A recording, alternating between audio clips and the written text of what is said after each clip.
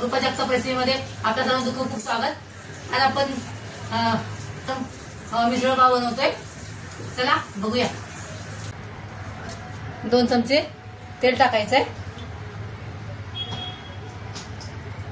आणि थोडा धुवून कढीपत्ता टाकायचाय. कढीपत्ता छान भाजला म्हणजे आपण हे कापला कांदा टाकायचा. मध्ये कांदा तर चांगला भाजून झालाय. त्यामध्ये आता थोडीशी हळद टाकायची. मटकी आपण त्यामध्ये तेलामध्ये छान परतून घ्यायचे. छान परतून घ्यायची डाळ मटकी. मीठ टाकायचंय.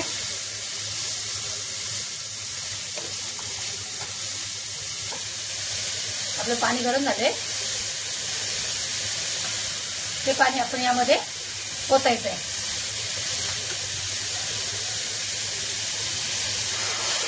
असेल तेवढं आपण पाणी ओतायचं. पाणी ओतायचं. एकदाच पाणी ओतायचं. 2-3 शिट्या काढून घ्यायच्या कुकरच्या. थोडेसे खोबरं भाजून घ्यायचंय. खोबरं आपलं छान भाजून झालेलं आहे. आपण काढून घ्यायचंय. आपला कांदा टाकायचा आहे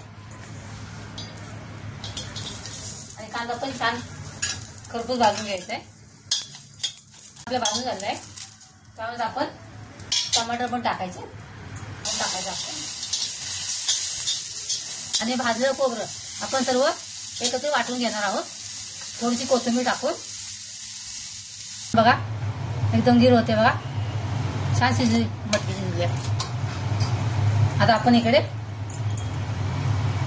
तेल टाकले. आता त्यामध्ये आता आपण थोडासा कढीपत्ता टाकायचा आहे आणि थोडंसं हिंग टाकायचंय आणि वाटलेला खोबऱ्याचा मसाला टाकायचाय. तो मसाला टाकायचा आपण आणि छान भाजून घ्यायचा आहे. आपला मसाला छान भाजून झालाय. बघा त्याला तेल पण सुटले छानपैकी. आता त्यामध्ये आपण अर्धा चमचा अद्रक लसूण पेस्ट टाकायचे आणि ते पण छान बघा तेल सुटलेलं आहे. त्यामध्ये आपण आता मसाले टाकणार आहोत. 1 चमचा धने पावडर टाकायचे.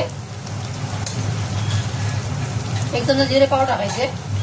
घरी बनवलेला आमचा घाटी मसाला आहे सातारा सांगलीचा. तो पण आपण त्यामध्ये 1 चमचा ऍड करायचा आहे.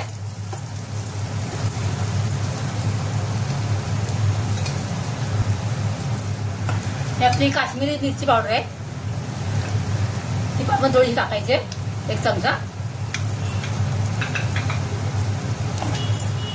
आणि लास्टला आपण यामध्ये थोडीशी गरम मसाला पावडर टाकायचे.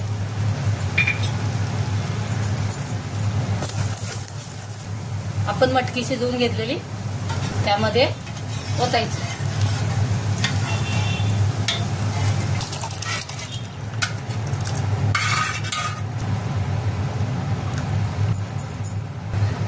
आपल्या मिसळला छान उकळी आलेली आहे.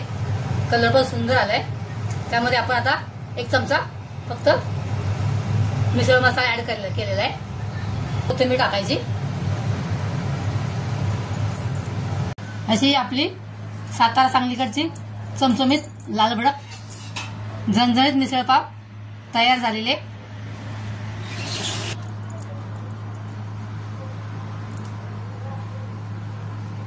या जेवायला.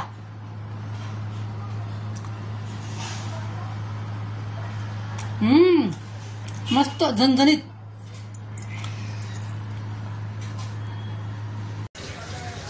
तुम्हाला माझी रेसिपी आवडली असल्यास लाईक आणि सबस्क्राईब करा. परत भेटूया एका नवीन रेसिपीचं. तोपर्यंत बाय. Thanks for watching.